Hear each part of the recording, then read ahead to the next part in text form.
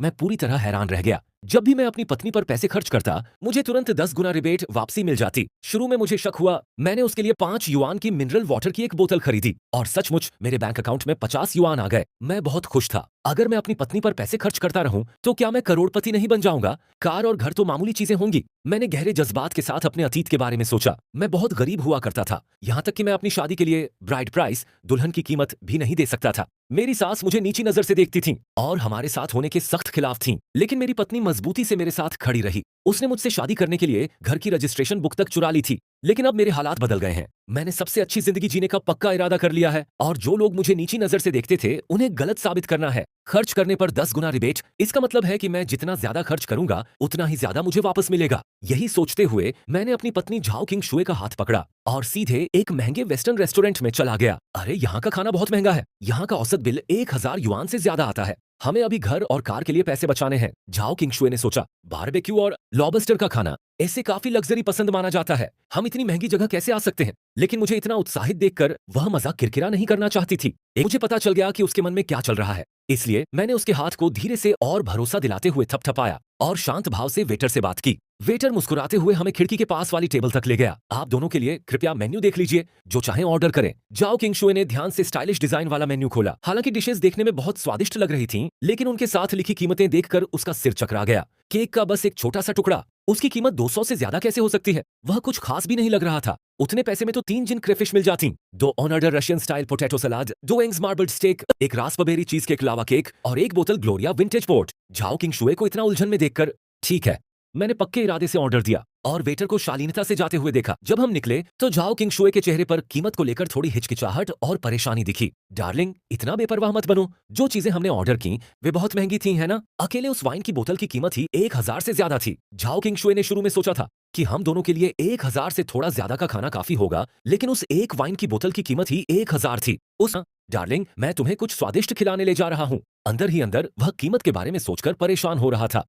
इसलिए पूरे पैसे वसूल करने के इरादे से जाओ किंग शुए ने स्टेक और केक का एक एक टुकड़ा खा लिया और यहाँ तक कि कुछ एक्स्ट्रा ग्लास रेड वाइन भी पी ली। गुड इवनिंग सर, कुल बिल 3656 युआन हुआ है। कार्ड दीजिए प्लीज। जब बिल चुकाने का समय आया तो मैंने मुश्किल से थूक निकला। बधाई हो होस्ट, आपने अपनी पत्नी जाओ किंग शुए पर 3656 युआन खर्च किए। आपको 36 युआन का 10 गुना रिबेट मिला है। आपके अकाउंट बैलेंस में रकम जमा कर दी गई है। कृपया अपना अकाउंट चेक करें। सिस्टम की आवाज तुरंत मेरे कानों में गूंजी। बस एक बार खाना खिलाया और मैंने लगभग 40। मेरे होठों पर हल्की सी मुस्कान आ गई। यह सिस्टम सच में भरोसेमंद है।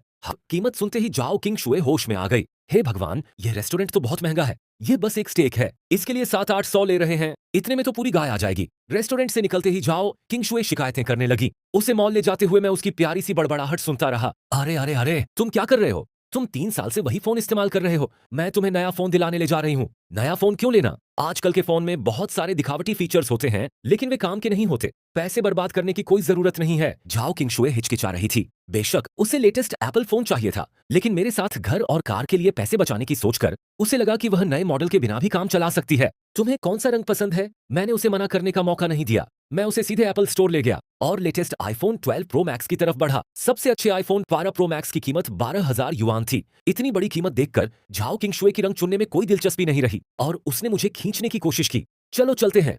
डार्लिंग, तुम्हारा पसंदीदा रंग आमतौर पर पिंक होता है, लेकिन यह मॉडल पिंक रंग में नहीं आता। चलो ग्रेफाइट वाला लेते हैं। यह तुम्हारे स्किन टोन पर सबसे अच्छा लगेगा और तुम्हारे हाथ में भी बहुत बढ़िया दिखेगा। मैंने काउंटर के पीछे खड़े सेल्स पर्सन को देखकर मुस्कुराते हुए कहा, प्लीज इसे मेरे लिए पैक कर दीजिए। जी हाँ सर, यह आईफोन 12 प्रो, इसकी पूरी कीमत 11,999 है। क्या आप कार्ड से पेमेंट करेंगे या कैश से? कार्ड से। जब मैं और जाओ किंग शुए अंदर आए तो सेल्सवुमन ने देखा कि भले ही हम अच्छे लग रहे थे, लेकिन हमने सस्ते आम बाजार वाले कपड़े पहने थे और हमारे पास कई साल पुराने मॉडल वाले फोन थे, इसलिए उसने हम पर ज्यादा ध्यान नहीं दिया। लेकिन उसे हैरानी तब हुई जब मैंने तुरंत एक फोन खरीदने का फैसला कर लिया, बिना एक भी सवाल पूछे। उसका रवैया तुरंत बेरुखी से बदलकर ध्यान देने वाला हो गया। वह उत्साह के साथ फोन ले आई और उसे पैक कर दिया, फिर उसे सेटअप करने में हमारी मदद की। उसकी सर्विस में काफी उत्साह आ गया। आपका बॉयफ्रेंड आपके लिए कितना अच्छा है। सेल्सवुमन ने झाओ किंग शुए को जलन भरी नजरों से देखा।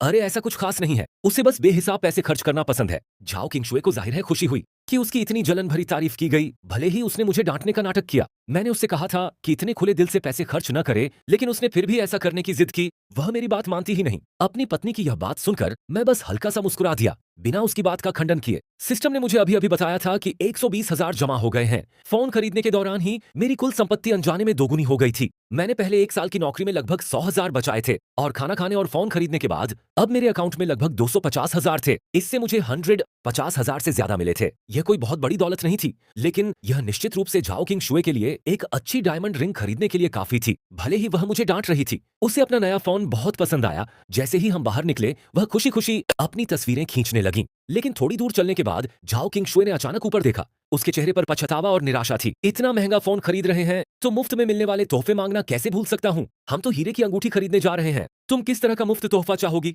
इससे पहले कि वह कुछ कह पाती, मैं उसे खींचकर दूसरी मंजिल पर मौजूद टिफनी स्टोर ले गया। टिफनी दुनिया के टॉप 10 लग्जरी ज्वेलरी ब्रांड्स में से एक है। एक युवा महिला होने के नाते झाओ किंग शुए इस ब्रांड को अच्छी तरह जानती थी। वह कभी-कभी मैगजीन में टिफनी की हीरे की अंगूठियां देखा करती थी। हालांकि वह एक अंगूठी चाहती थी, लेकिन उसकी समझदारी भरी सोच उसे कह रही थी कि हीरा खरीदना फायदेमंद नहीं है। आखिरकार सोने की तुलना में हीरे की कीमत बहुत तेजी से गिरती है। जब वह शीशे के डिस्प्ले केस में रखी हीरे की अंगूठियों को देख रही थी, तो उसने धीरे से मुझसे कहा, जब हम सोना खरीद सकते हैं तो हीरा क्यों खरीदें? यह बहुत महंगा है। चलो बस देख लेते हैं। उसकी यह बात सुनकर पता नहीं क्यों अचानक मेरा गला भर आया। स्कूल में मजाक का पात्र होने के बावजूद उसके पास अमीर चाहने वालों की कोई कमी नहीं थी। आसानी से 8-10 लोग थे और उसके लुक्स और बैकग्राउंड को देखते हुए वह आसानी से किसी अमीर परिवार के लड़के को बॉयफ्रेंड बना सकती थी। ऐसा कोई जो दूसरे लड़कों की तरह उसे छुट्टियों पर नया फोन, महंगे कॉस्मेटिक्स और सुंदर हैंडबैग तोहफे में देता। फिर भी उसने मेरे साथ रहना चुना। जो तुम्हें पसंद हो वह चुन लो। जो भी स्टाइल तुम्हें अच्छा लगे, मैं तुम्हारे लिए वही खरीदूंगा। मेरी बात सुनकर झाओ किंग शुए एकदम हैरान रह गई।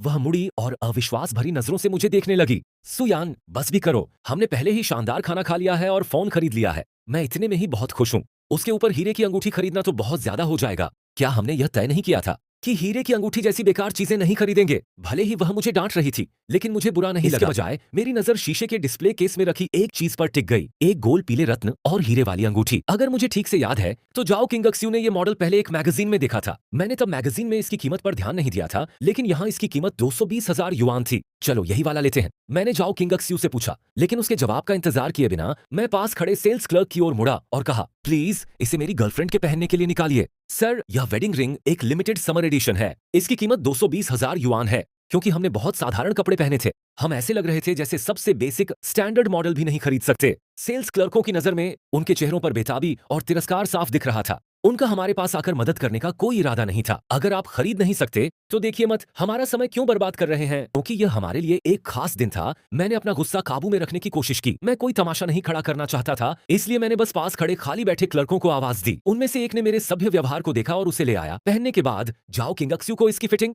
एकदम सही लगी। साइज बदलने की जरूरत नहीं थी, इसलिए उसने तुरंत क्लर्क से इसे पैक करने के लिए कहा।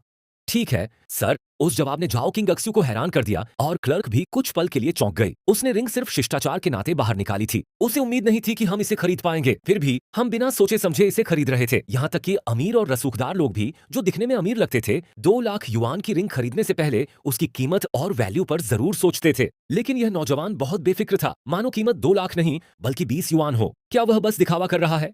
अरे क्या यह शियाओक्स्यू है? तुम यहाँ क्या कर रही हो? इससे पहले कि हम पैसे दे पाते, हमारे पीछे से एक बनावटी और ऊंची आवाज सुनाई दी। वह आवाज इतनी बनावटी थी कि सुनकर ही अजीब सा लगा। पास आने वाली लड़की लिन मो थी, जो हमारे स्कूल के दिनों में ग्रीन टी बिच, चालाक और दिखावटी मासूमियत वाली लड़की के तौर पर बदनाम थी। अरे तुम हो? कितना इत्तेफाक है।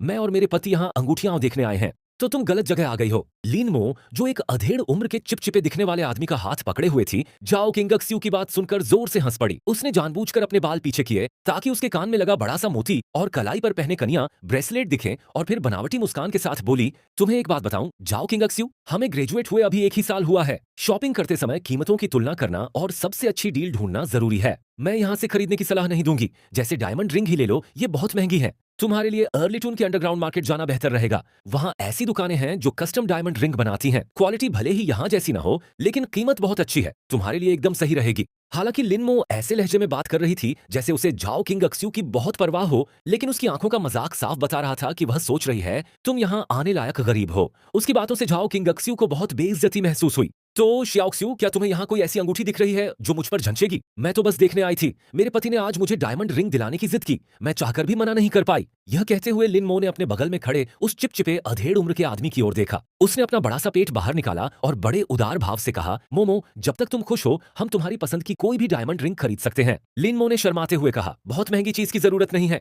50 या 60 हजार के आसपास की कोई चीज ठीक रहेगी। जैसे ही उसने यह कीमत बताई, उसकी आंखों में थोड़ी नाराजगी दिखी। हालांकि उसके साथ वाला आदमी एक कॉर्पोरेट एग्जीक्यूटिव था और सालाना 5-6 लाख कमाता था, फिर भी वह तोहफे देने में कंजूसी करता था। उसने रिंग खरीदने का यह मौका पाने के लिए उसे बहुत परेशान किया था। वह जानती थी कि वह उसे सबसे अच्छी वाली रिंग नहीं दिलाएगा। 50 या 60 हजार ही उसकी अधिकतम सीमा थी। फिर भी उस कीमत की रिंग सोशल मीडिया पर दिखावा करने के लिए काफी थी और जाहिर है उसके सामने खड़ी जाओ किंगशुए को दिखाने के लिए भी। माफ करना, लेकिन मेरी पत्नी ने उन सस्ती डायमंड रिंग्स को देखा तक नहीं, इसलिए मैं तुम्हें उनकी सलाह नहीं दे सकता। जब लिनमो झाओ किंगशुए के सामने गर्व से दिखावा कर रही थी, तभी तुमने अचानक उसके कंधे पर हाथ रखा और बनावटी मुस्कान के साथ लिनमो से बात की। यह सुनकर लिनमो के चेहरे से मुस्कान गायब हो गई। वह दिखावा करना चाहती थी, लेकिन तुम्हारी बातों ने तुरंत उसके अहंकार को चकनाचूर कर दिया। लेकिन अगले ही पल लिनमो हैरान रह गई। उसने जैसी शर्मिंदगी या गुस्से की उम्मीद की थी, वैसा कुछ नहीं हुआ। तुमने बस पास खड़े सेल्स क्लर्क की तरफ लापरवाही से देखा। किसका इंतजार कर रहे हो? जल्दी करो और मेरे लिए रिंग पैक कर दो, तुमने अपना बैंक कार्ड देते हुए कहा। क्लर्क ने सम्मानपूर्वक रिंग और कार्ड लिया और फिर जल्दी ही कार्ड और एक सुंदर पेपर बैग के साथ वापस आ गया।